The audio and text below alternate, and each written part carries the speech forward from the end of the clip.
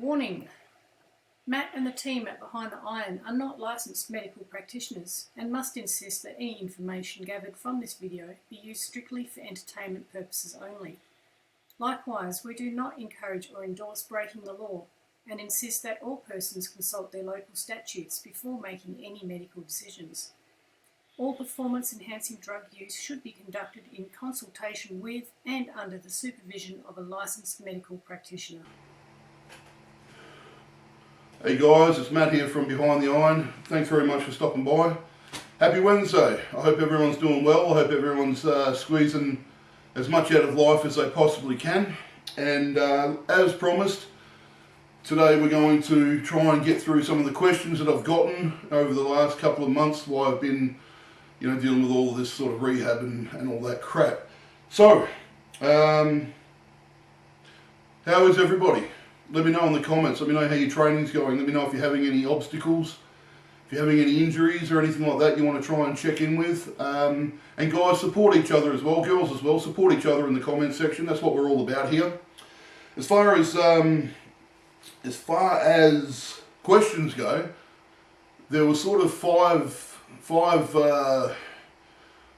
main questions that I was getting a lot over and over and over again. So I'm going to hit on those. Some of them are a little controversial. Please just remember that these are my comments. Okay, I don't pretend to speak on behalf of any type of community or anything like that. I'm just answering a question that has been put to me. So if we can all just be, adult about this, I think life will be a whole lot easier. So without further ado, let's get into it. First question, the biggest question I got was my opinion on someone's first ever performance enhancing drug cycle. Now, as I've stated many times in the past, I don't want to get into prescribing programs for people. The reason I don't want to do this is because everybody is different.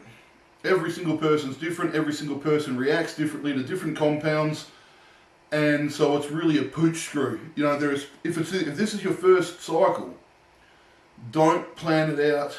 If you're going to do 14 weeks or whatever you're going to do not plan out your entire 14 weeks, okay? That is the wrong move to make. Another suggestion I would make to you is forget all the other compounds besides testosterone. For your first time, stick to testosterone. Okay? What we need to know, that your first cycle is all about finding out how different things affect your body. So the first thing we need to know is what is your minimum effective dosage. Okay, we need to know that because you don't want to be taking any more gear than you absolutely have to. Another thing I would point out is that if you're not a competitive bodybuilder, powerlifter, strongman, whatever that is, I would suggest you consider not taking any gear purely because you need to understand that there are going to be problems down the track. Even if you just use it lightly, you're going to find something. Okay, so if you're not dead serious about the sport, I would suggest not to. But it's your life and it's your decision. So I'll give you the best information that I can. Okay, the first thing we need to find out is what is your minimum effective dosage. For a lot of people, it's about 400 milligrams of testosterone. So what we do is we start with 1 mil of testosterone, okay, which is, well, depending on what you take, let's just say you're taking test E, an enthate, that's 200 milligrams per mil, okay, so you take just 1 mil, and you don't take any more than 1 mil for 2 weeks. Keep a journal. You want to be writing down absolutely everything. How are you feeling? How is your mental health? How are you going in the gym? Are you getting stronger? Are you able to train for longer? Write all this down because you're going to want to come back to it, so make it as detailed as you can. And then all we simply do is, for the next 2 weeks, we put it up another 200 milligrams. Now you're on 400 milligrams. Okay? Because now what we need to do is we need to find out where your body starts to fall apart. At what point does your body tell you that's too much testosterone? Now it could be 400 milligrams, or it could be 1500 milligrams. It all depends on how your receptors are like I told you, everyone is different. So what we want to do is we want to push it, but not too fast. 2-week increments. We're going to keep putting it up by 200 milligrams. Keep your journal detailed, okay? Because we're going to want to know how the body's feeling. With that information then, we can start to create a bit of a plan moving forward. So for your first cycle, in my opinion, leave it at testosterone. You don't need anything else, okay? And the more you put into the pot, the harder it is to know what's working, what's not working, what's causing you harm, what's not causing you harm. Some of the things that you can expect from testosterone, negative things I'm talking about here. As you can see, my lovely hair, that went bye-bye when I was about 30. Okay, I'm now 39 years old, so I haven't had hair for a good majority of my adult life.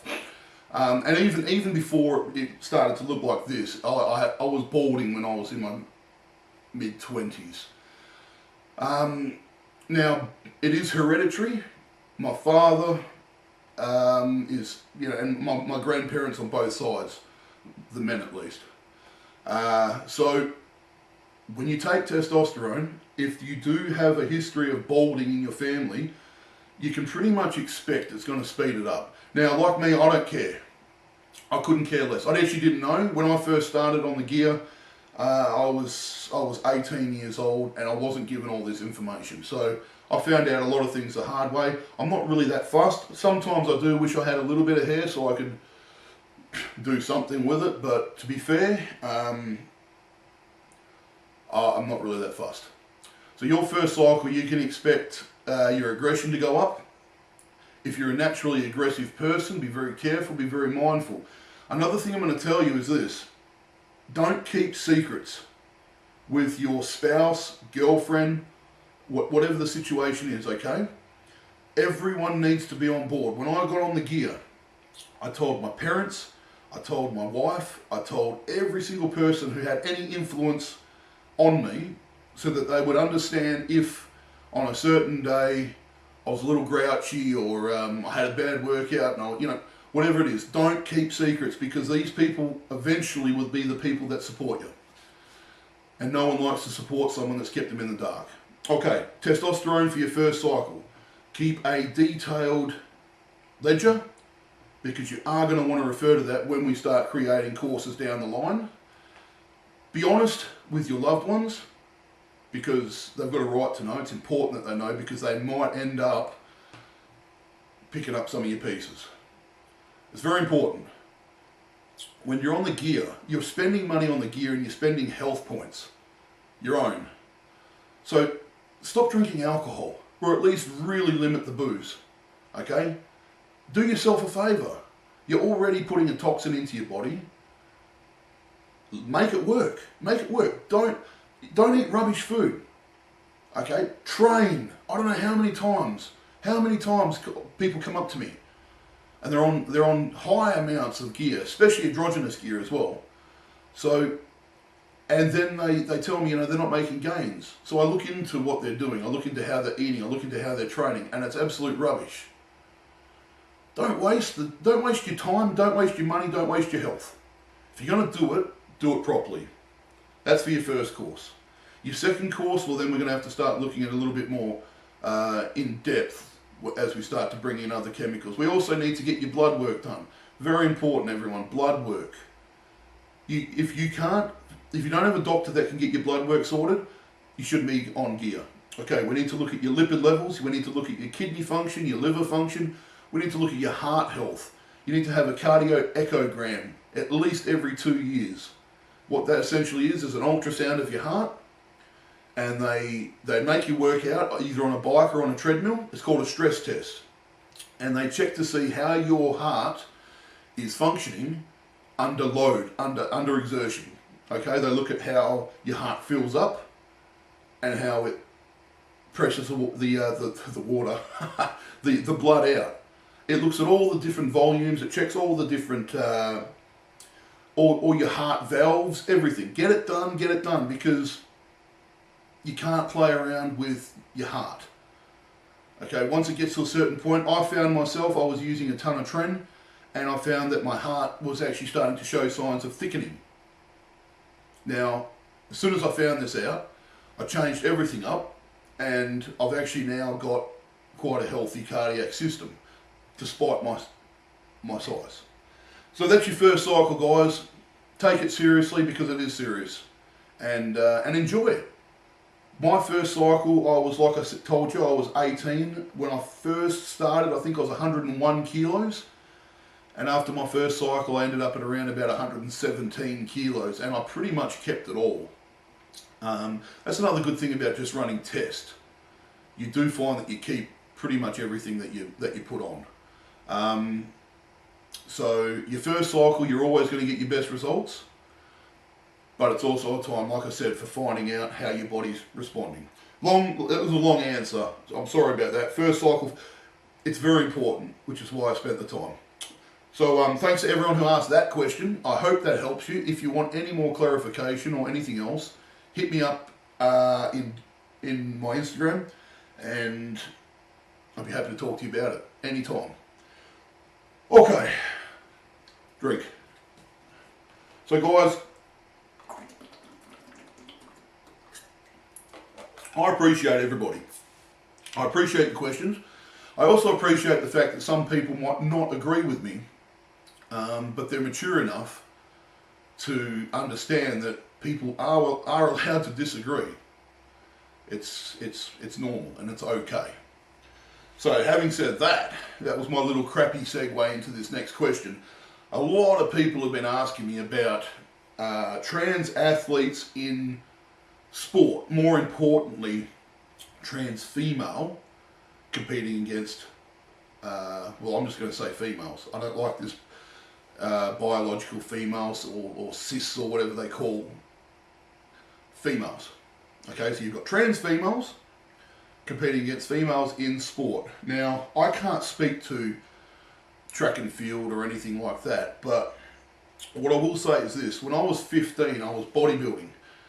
And I was dating a swimmer at the time, and she was a national champion swimmer. She was, as far as her age goes, she was pretty much as good as it gets, at least in the state, and I'm pretty sure that the nation as well. However, if I was to drag race her in the pool for 50 metres freestyle, I would actually win. And the reason I would win is not because I'm a better swimmer, not by any standard at all. As a matter of fact, I'm actually a horrible swimmer. I've never really applied myself too much to swimming, but just through the muscle mass advantage that I had, without any training at all, I'm able to power through enough for a short distance to win. Now you take that information how you want, but it's a truth. So women sports, there's a reason why women and men have been separated. I'm trying to be very, very sort of as politically correct as I can be here. Men are always going to have an advantage over women, and from the moment of conception, it's imprinted into our DNA that we are different. Now, different doesn't always mean better, but in the sporting world, it kind of does. Okay, there are things that happen to a man, especially through puberty, that a woman will never ever have. Okay, so we get taller. Now, women are taller, girls are taller than boys until they're about 13, and then all of a sudden when puberty kicks in, that's when the boys become sort of pre-men. Okay, so we end up with you know, you've all heard it from everybody else. We've got thicker bones, a bigger bone structure, bigger feet, bigger hands, longer arms, a stronger cardiovascular system, a bigger heart, bigger lungs, and that's all physical stuff. But there's proof that men and women on an intellectual, not so much intellectual, I didn't mean to say that, on a, you know, in the mind, we think differently. we do think differently. We approach things differently. Men are typically more aggressive in their approach to things. And that's okay. That's okay. But the problem is when you take someone who's gone through puberty, despite anything else they've done, if you took a boy who went through puberty and you capped him at the very end of puberty, you said, right, you will not get any stronger, you will not get any bigger, you won't get any faster. That kid, that boy, pre-man, let's call him, would still have an unbelievably massive advantage over a woman.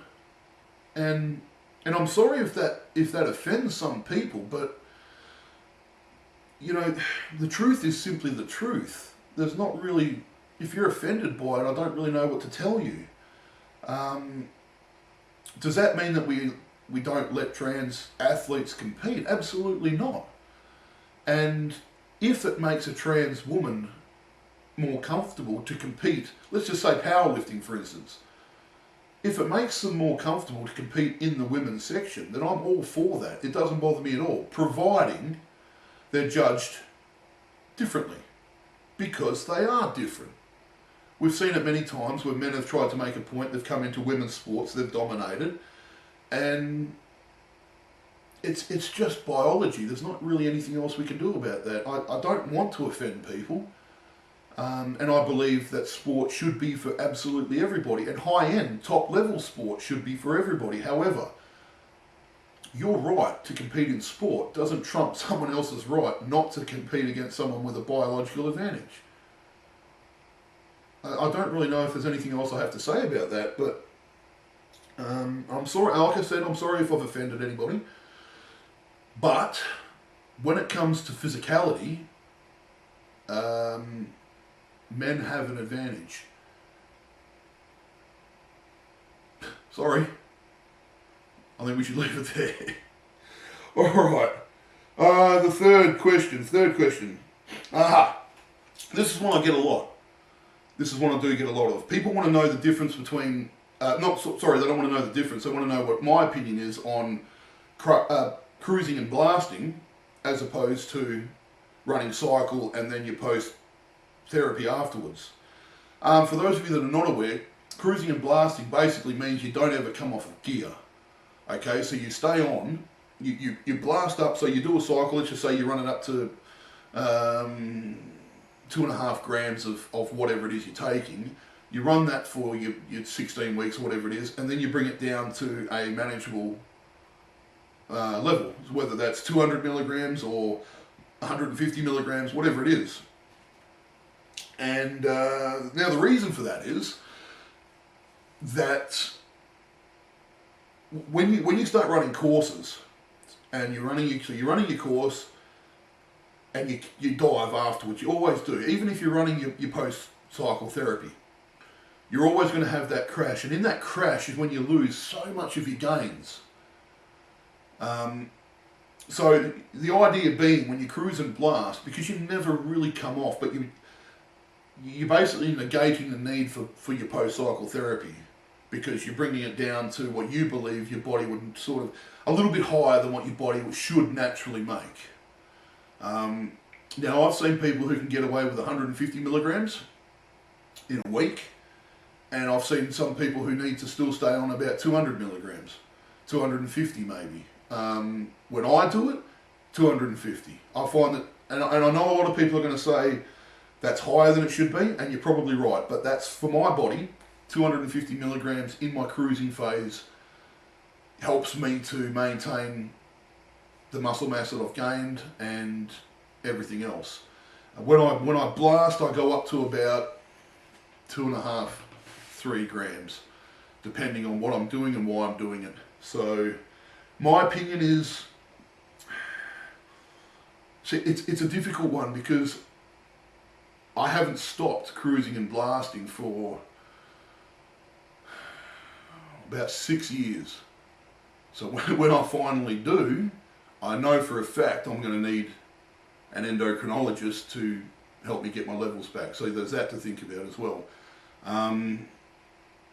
My opinion still is that cruising and blasting is better. I believe it's safer, and I definitely think that, well, definitely for strength athletes, cruising and blasting seems to be where we're at. Bodybuilding, I know it's a little bit different.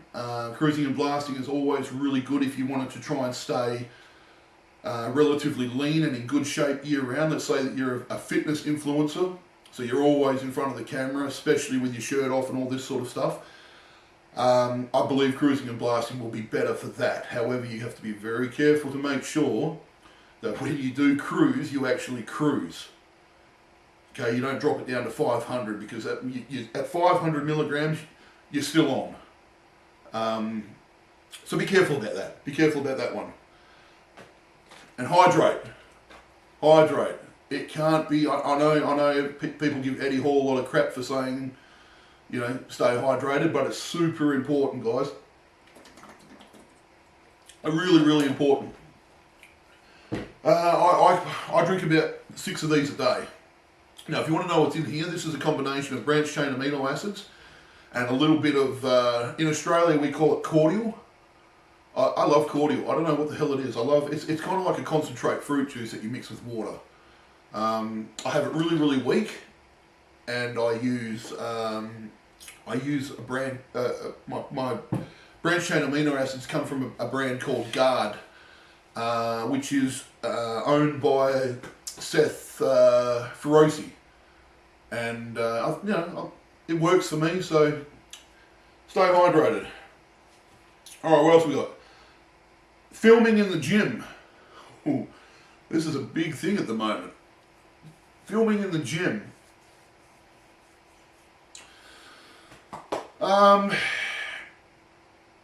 film, but I also own the gym that I train in. And most of the time it's only me training there because it's purpose built. Filming the gym's okay, but you have to remember that when you set a camera up, you're now controlling a massive space. Okay, so not only have you got your camera set up somewhere, you've probably got it on another machine. That means that now someone can't use that machine because you're balancing your phone on there to film you whatever the hell you're doing over here. You've also occupying the space between the camera and you, which could be meters. And you also need to consider the fact that there are going to be people, possibly people behind you, who are also just trying to get their workout done. They might not want to get filmed. When we train, we make funny faces, we sometimes make funny noises, we sometimes don't get our form right.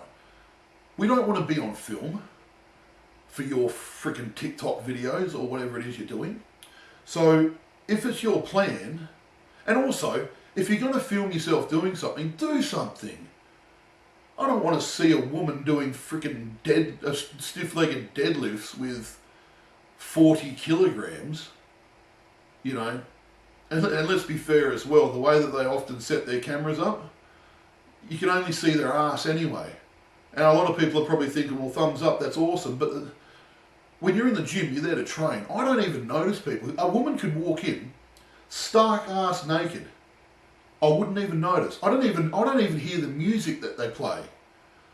Because as soon as I start training, I get into a mindset where I focus. I create things in my mind to help me with my lifting.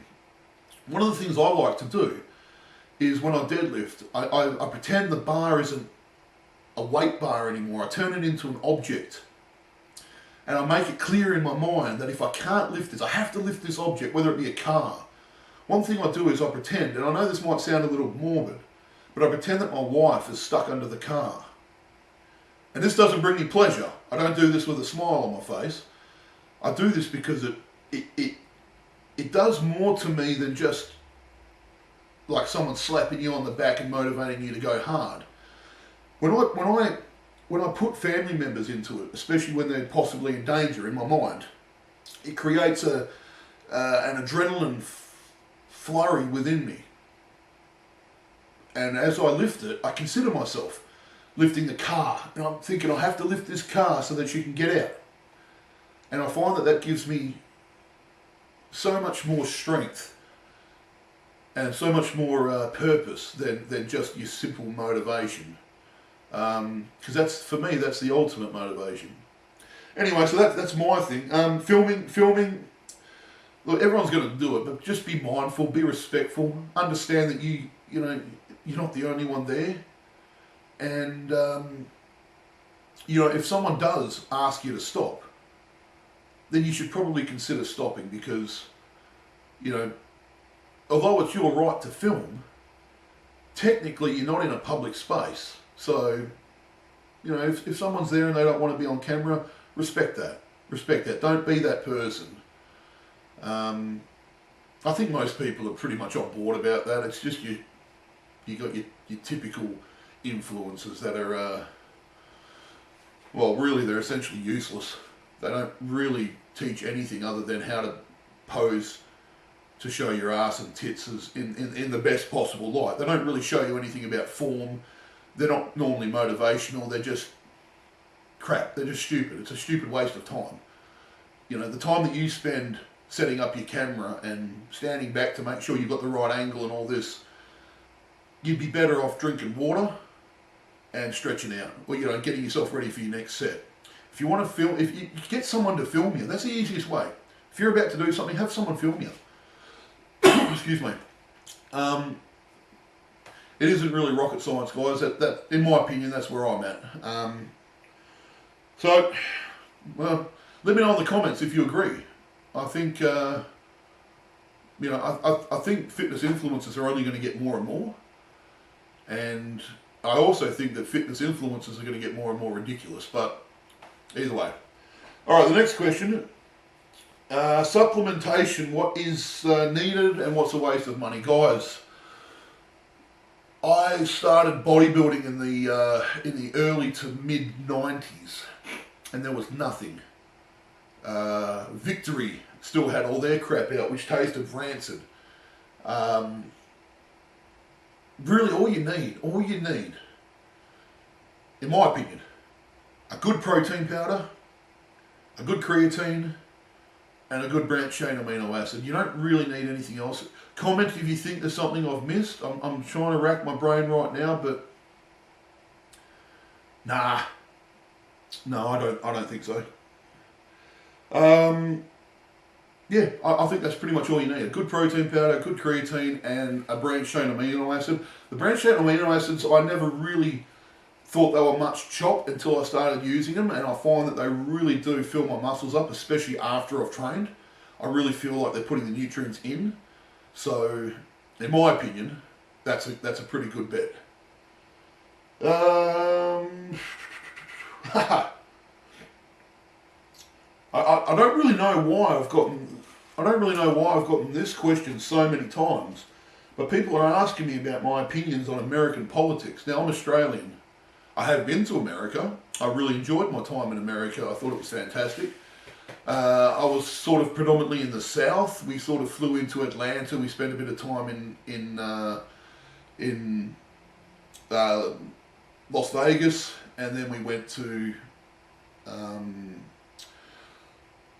San Francisco for a couple of days before we flew back home. So it was fun. I found the American people, especially the people that I met, were always very warm and pleasant. But holy crap, what the hell is going on with their government? I mean, balls. Joe Biden has got to be, without a doubt, the worst president America has even thought of. And that's saying something when you go back and you look at some of them. And now I'm not for a second saying that Australia is any better. But I guess what really shocks me is how politicians in America, but also around the world, Canada as well, you've got that moron Trudeau, the lies. I don't understand how they can lie so much. Blatant lies, not misspeaking or misinterpreting the facts, but absolute blatant lies. And they're never. Hi guys, sorry about that. My bloody phone just turned off. All right, so politics. I mean, look, I'm not a political person, guys. I'm really not. I would like to see a little bit. I've always been someone who always tries to err on the side of truth and reason. So we're all getting lied to on everywhere. We're all getting lied to. I would say that the trust for politicians is probably at an all-time low, and the only way that they can get that back is to start being a little bit moral. You know, start telling the truth a little bit. Anyway, look, it would seem as though politics has definitely changed a lot. Politics is a lot more complicated than what it used to be. You know, you've got people like Dylan Mulvaney now who somehow can get an interview with the President of the United States, and yet the President can't seem to give press conferences to journalists who it's their job to report on political news. It's a weird thing. It's a weird thing. It's the way it goes, guys. Be true to yourself, be true to your friends, be honest as much as you can. I mean, really consider when you speak, really consider if you're speaking truth. And don't give me this crap about your truth and my truth. The truth is just the truth. People just live different in different worlds. But at the end of the day, the truth will always prevail. Right now we've got all this crap going on with Hunter Biden and all that. The truth may never come out, but eventually it will. It always does. It always does in some way. I'm not fussed. I really don't care too much about anything, to be fair. It used to bother me a lot, but it doesn't anymore. I just want to be left alone. I just want to do my thing. I want to love my family and be loved by them. And that's pretty much it. But I think we all just need to sort of just relax a little bit. Man, there's some hate. There's some hate going on at the moment, so it's not for me. Not for me. Anyway, I hope you're all doing really well. That's all the questions that I had. I could have gone into it a little bit more, but you know, I just don't want to keep rehashing what other people have said. You know, these are all very common questions. Next time, guys. Throw me some interesting ones, some curly ones. Questions that a lot of people don't get asked, and I'll answer them. And I'll answer them truthfully. So be careful with your first cycle. Make sure you're getting all your blood work done. Make sure that you are being sensible, and find out what your minimum effective dose is before anything else. Blood work. All right, trans in sports. I'm not for it. Okay, I mean, look at the pictures when Dylan Mulvaney was talking to, what's that stupid freaking Drew Barrymore. I mean, Dylan Mulvaney's a tiny little person. As far as I'm concerned, Dylan Mulvaney's not even a trans. I think Dylan Mulvaney's just a gay man. I mean, you look at the way he acted before and the way he acts now, it's exactly the same. But you ever look at the size difference between him and Drew Barrymore? Even a small little fellow like Dylan Mulvaney. It's massive compared to her. Of course it's not going to work in sports. Cruising and blasting versus cycle. I'm all for cruising and blasting. However, I do understand that, you know, running cycles, you know, there are pros and cons to everything. I believe, though, that the way we've evolved now with our pharmaceuticals, I believe cruising and blasting will be the way. My opinion. American politics has gone tits up, just like Australia, New Zealand, the United Kingdom, Canada. How the hell did Trudeau get back in? Are you freaking kidding me? It's like someone kicking you in the balls. Then you recover from it and you go back and say, hey, freaking do it again. Your country. Supplementation, protein powder, creatine, and branched chain amino acids. Try to stay away from pre-workouts. I was a lover of pre-workout. I love that crap. Until I started changing my dieting and all that sort of thing, and now what I basically do for a pre-workout, I use fruit. I love to have fruit in my system before I train. Give it a go. If you're interested, I can do a little bit more about that for you. Filming in the gym. How about you just train? Just train. Excuse me, choking on my words. Just train. Go to the gym and train.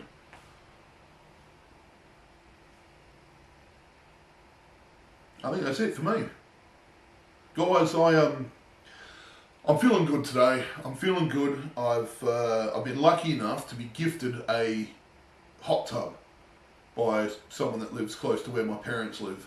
And although it was a bastard to muscle up to where it is, it's just outside my window, and I'm gonna probably go and float around in there for a little while before I get myself into the gym as well. Enjoy your life, guys. Smile, be happy, and don't forget that Jesus loves you, whether you like it or not. Thank you very much. Take care. God bless.